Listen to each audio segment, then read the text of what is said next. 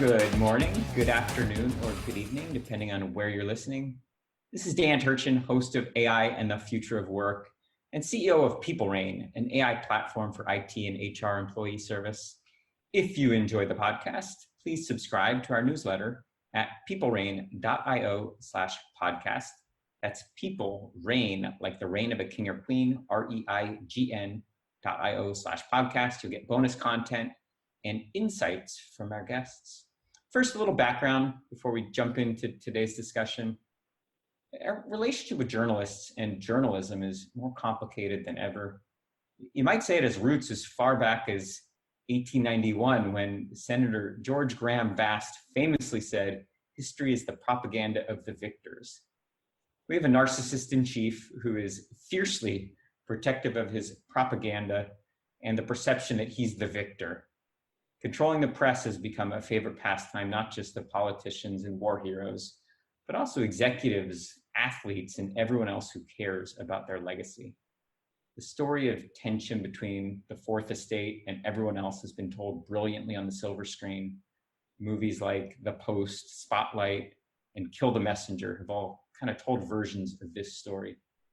During the pandemic, specifically, our relationship with journalists has really evolved. We've relied on their objective summary of transmission rates and health prevention measures plus scientific facts. We want desperately to have objective journalists sifting through the confusion and the misinformation generated by interested parties. Is it okay that we decide when to chastise journalists and when to embrace them? Are we that abusive lover expecting immediate forgiveness, just long enough for a hug before we resume our assault on the free press? It seems like every week we're asking media leaders around the world to ignore our last threat about restricting their right to free speech without restricting ours. Just in the past few weeks, we faced BLM marchers and social justice crusaders, the Stop Hate for Profit backlash against Facebook, contrasting approaches to censorship from social media platforms, all while contending with the second wave of a voracious virus. Today, we'll discuss where we go from here. We're joined by a special repeat guest who has lived in the crosshairs of all these topics his whole professional life. Tiernan Ray writes about business and technology, and his work has appeared in ZDNet, Barron's, CNN, Fortune, Smart Money, and Bloomberg, just to name a few. He's one of the most respected journalists, and I want you to hear his perspective on kind of this confluence of issues at the midway point of the year. I encourage you, if you're not already, to follow Tiernan on Twitter at Tiernan Ray Tech, at TIERNANRAY Tech. Tiernan, great to have you here. Welcome back to the podcast. My first and most important question, how are you? I'm good. Thanks, Dan. It's a pleasure to be here. It's an honor to be with you. You did a great job, and it was a great summary. And I'm just doing fine. I'm in New York City, and things have brightened up a little bit here from what they were like in March and April. So things are so far going in the right direction, knock on wood. We last talked in October. What's it like to be a journalist today versus then? I think that the collapse in ad budgets is affecting the outlets for journalism. I'm a freelance journalist. I write regularly for ZDNet is my main gig. There's fewer outlets that are currently taking freelancers. Budgets are smaller because of advertising declines. And so it's feeling a little bit more like you have to hang in there for those who are still in the field. You have to be nimble and you have to be looking for opportunities because it's a smaller market at the moment. I think readership is up, I'm told, across the board for most sites, most business sites, most tech sites, general news sites, but advertising budgets are substantially reduced. And so a large portion of the revenue for journalism for the moment has gone away. I mentioned in the intro, you being in the crosshairs of some of these challenging trends for journalism, media, not just social media, like you said, obviously impacted by trends in ads. How has it affected you personally? I'm enjoying doing more science and technology reporting because there has been a tremendous appetite for reporting on COVID, reporting on the science of biology, healthcare, life sciences. And so for me, it's been a great opportunity to learn more about fields in aspects of science that I wasn't as familiar with. I spent years covering hard tech of the computer variety. And so I've been able to look into things like polymerase chain reaction, PCR, which is the underpinning of the genetic tests for COVID, and uses of AI in drug discovery, in life sciences, in the genetics of the virus. And so it's been very freeing in terms of expanding my repertoire to other areas. You wrote a fascinating piece recently about potential correlations between social media usage and, of all things, outdoor activity. I know it hadn't yet been peer reviewed, but maybe any insights or anything you can share with our audience that you learned as part of that research? Yeah, so this was a study by the Icahn School of Medicine at Mount Sinai, which is one of the largest hospital chains in New York City. And they had done some partnering work with scholars in Spain. This was a study of individuals in Spain. These are people who are psychiatric patients, outpatients. They've had treatment for various conditions, psychiatric issues, psychiatric challenges, and they agreed to carry a smartphone starting back before the lockdown in February or March, and to have this smartphone both record their social media usage on Facebook, on Twitter, and also the number of steps they took. And so this was a raw correlation statistically between step count and use of social media. And it turned out that in the statistical modeling that was done after a couple months of usage, I think it was March through May, it was done with a few hundred people, that they found that use of time spent on the smartphone with social media apps such as Facebook was a reliable predictor of the volume of steps taken by the individual while carrying their phone around the next day, so that there was a direct correlation. Increased social media usage led to increased steps taken the next day. And so this the headline finding for this was, it seemed using social media might promote people to be more active. And so there's a lot of puts and takes. And with a statistical study, one can go into tremendous sort of depth, examining the methodology and the statistical parameters used. But it is interesting for the increasing amount of monitoring, surveillance, tracing that's going on. And I think it's just one example of this kind of gathering and sorting and sifting of data that's happening increasingly, and probably will be propelled by current circumstances where contact tracing for COVID is just one form of tracing that's suddenly really, really relevant, in focus, debated, enacted. There's more initiative now, I think, to do such tracing of all kinds, because there's suddenly a feeling that by some parties, we've got to get more data about people's behavior.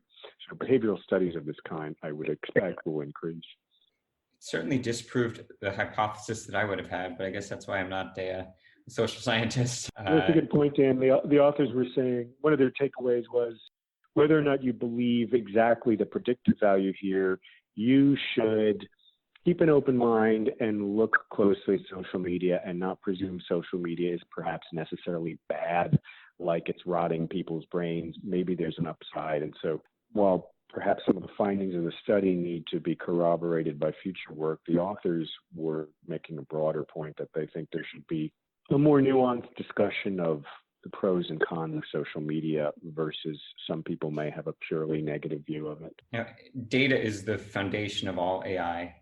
And you and I were talking a little bit before we started recording about how data is being used, misused, abused in various ways through kind of journalistic means.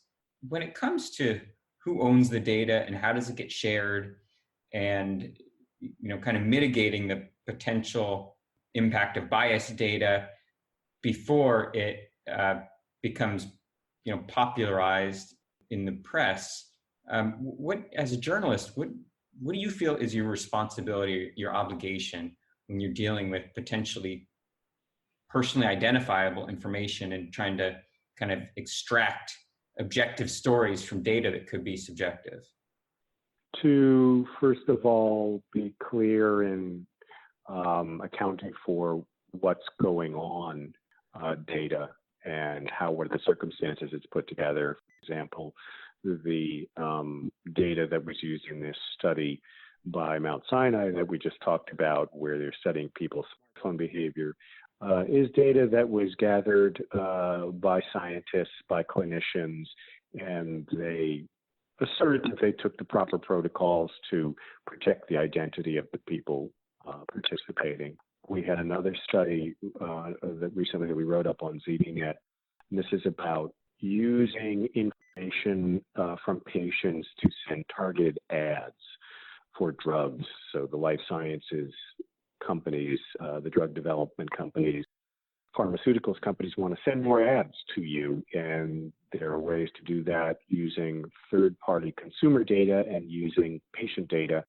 And you ask, well, how is this data being managed? And the companies that are involved who are developing, for example, the AI technology will say, well, every measure is taken to keep a firewall so that patient data is anonymized and it's used in aggregate without individually identifying a patient. And those things are worth noting. I think sometimes you will not know until further work is done by journalists to know, is that actually the case? Meaning a vendor can claim that there's privacy about data, that they've taken all proper precautions and followed protocols. And I think still after a certain article is written, there may be more work to be done to make sure, or to investigate simply, is that assertion true? And I think we've seen a number of these kinds of journalistic exercises where perhaps someone inside of an entity will provide information about what's going on. Someone is a whistleblower, and what was asserted is not actually the case. So it's a continual process to make sure is protection, is privacy being enacted? Are the vendors actually truthful when they say that they are? And some things take multiple instances of reporting. It's not clear from one single article that we've gotten the truth about those kinds of efforts. I hope a lot of journalists are listening to the way you approach the topic. I know it's a sensitive one. I'd like to think that one of the enduring impacts of the pandemic will be that as consumers of media, we gain an increased appreciation for responsible journalism. Am I being Pollyanna-ish when I say that, or do you think, is that actually possible? I think that for print media, that we've generally moved away from people engaging with print media. I think people are engaging with headlines on social media where things are reposted. And my sense is most people that I would say are, I'm 50 years old, so people maybe kind of in my age range or in my demographic, they're urban, upwardly mobile, kind of middle class, upper middle class people, a lot of them with college educations. Those people, they may have grown up with a certain value on journalism, but I think more and more people are retweeting, circulating. I don't know that they're engaging with a lot of print media per se. I think it's, and the sources of print media are going away. You can see articles about regional and local newspapers and digital versions that have had to cut staff.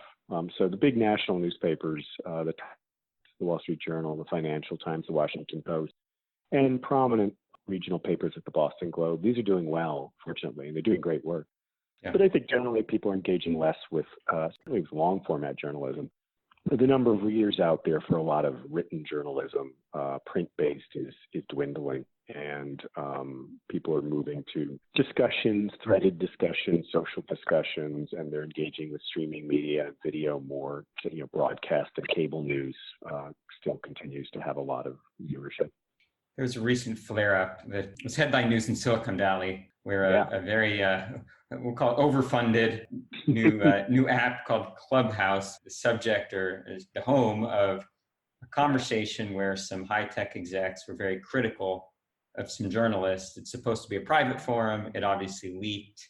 A question for you: Do you think about potentially being kind of trolled by people who might disagree with your writing? And do you ever feel like you're muzzled by kind of some of these headwinds that you could potentially face as a journalist? I think you need to, the short answer is no. I think you need to exercise principled restraint as a journalist. What you produce is what you research, and that goes onto the page. You have a responsibility, I think, not to have an outsized personality around that. I'm sometimes surprised where I think journalists they're kind of living on social media, and I think that's very questionable. I think you have a responsibility to sort of stick to what you've researched, and authority and the power that comes with researching those topics should not be extended to kind of creating an outsized brand on social media. I think you need to stick to the outlet where you've reported, and for the purposes of that research for that moment, you are a means of conveying information to a reader, and that's your responsibility. And I think if people want to comment about that on social media, that's fine. Your authority and your responsibility is kind of limited to what you produce, which for my purposes is the article, or if you're on broadcast, your segment. There's a lot of bleeding over by people onto social media, and I question it. Any examples of where you feel like your work has been edited, maybe because your publisher has an agenda that either you don't agree with, or maybe you do, but where some of what you feel like is responsible journalism has been restricted based on a perception of what could happen if you say what you want to say?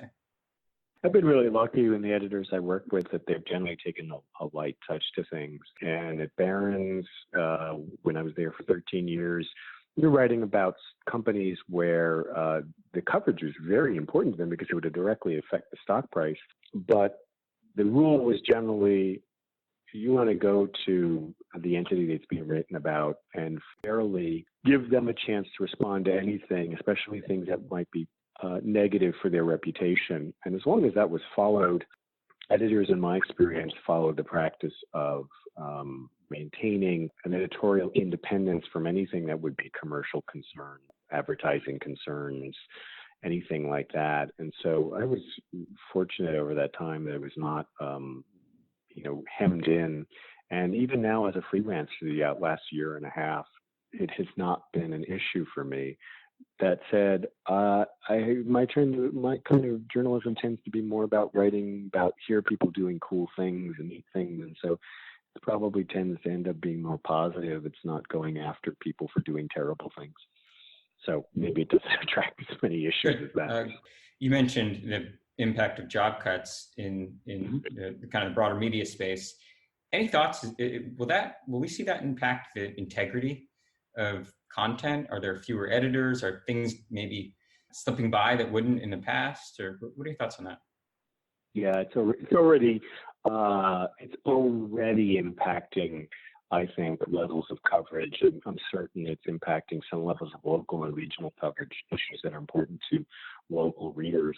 It's already led to streamlined is a nice way to put it, stripped down editorial process. For example, when I was at Barron's, we axed right before I quit Barron's, we axed the fact-checking department, which was a shame because especially if people are investing with their money and you're telling them things like, what's the valuation of stock, you got to be very careful about pretty complex numeric data, financial data.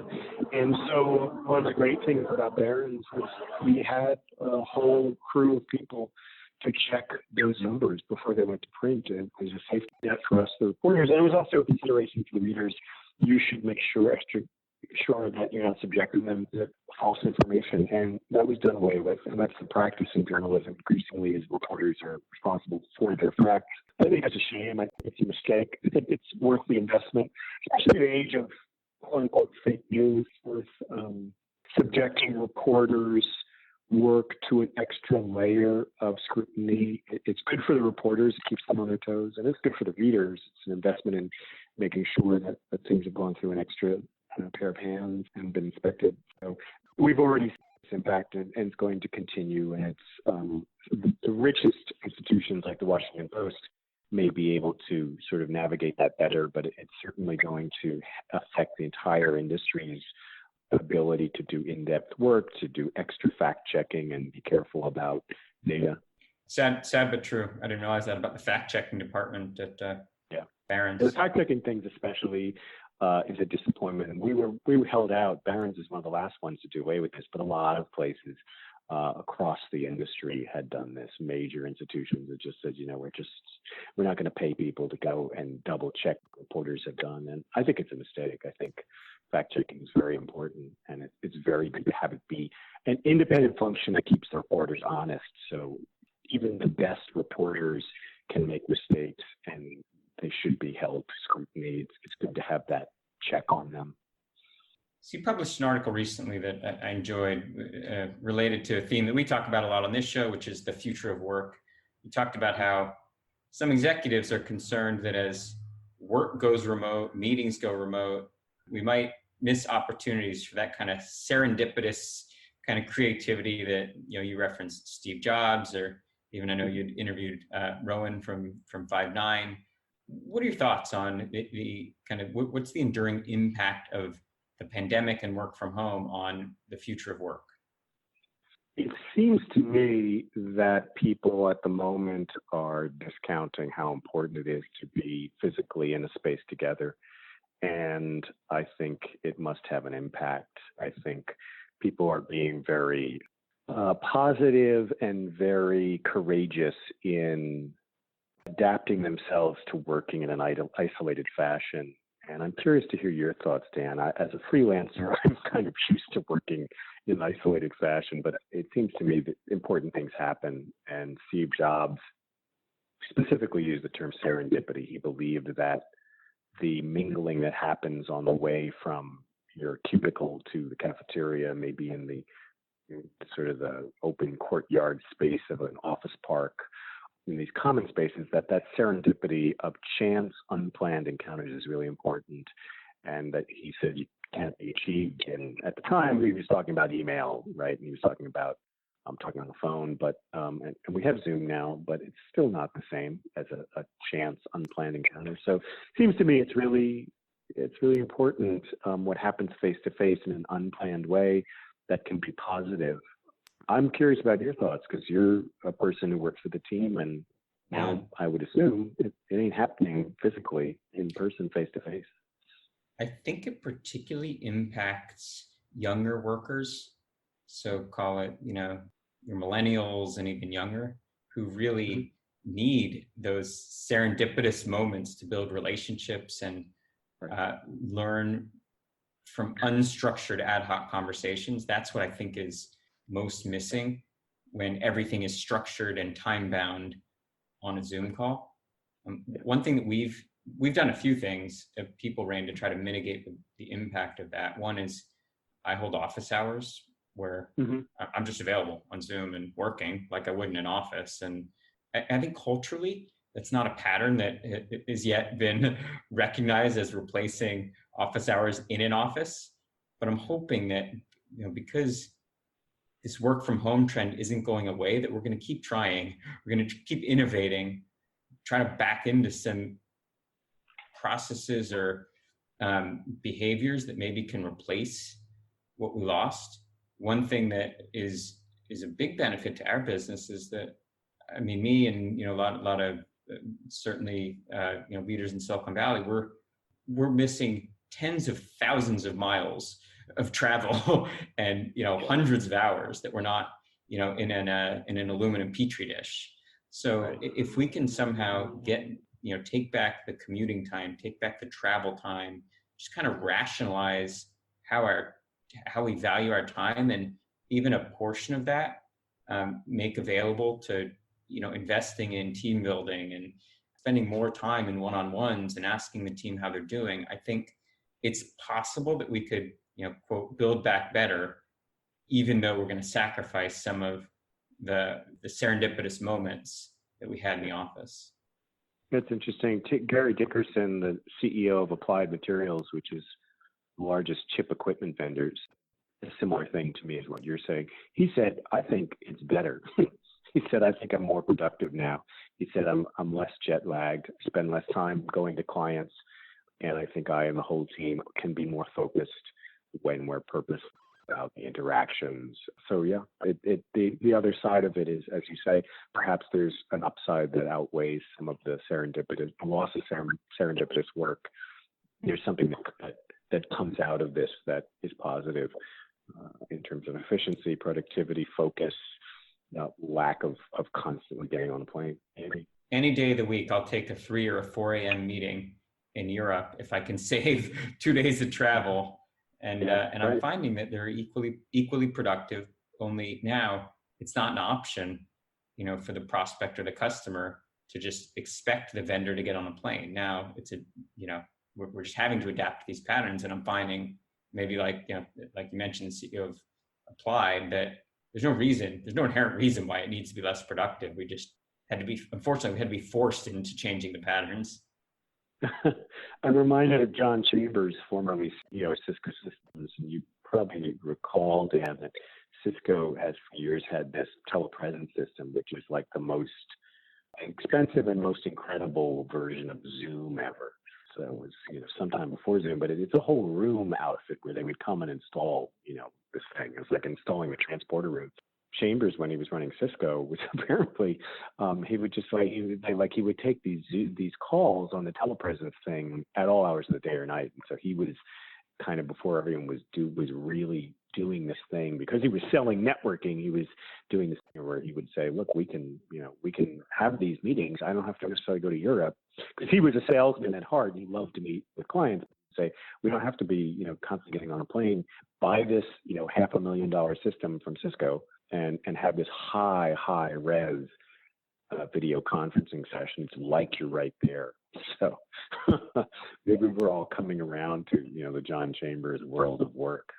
A decade ago, I remember a previous company, we installed 2 Cisco telepresence rooms, and it was $75,000 each to outfit the room. Right. And it's either that, which at that time, call it 2010, worked great, or today it's 2 licenses of Zoom for $20 a month, and it's almost similar quality.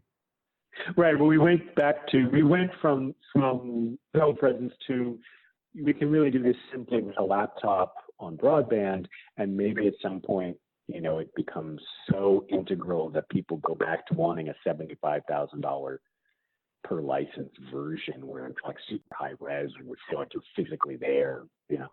Well, Tiernan, we got a few minutes left. I got to get in at least this one last question. Curious to get your take on this. So, polish your crystal ball. It's 12 months from now, and we're back chatting about some of these trends that emerged during the pandemic.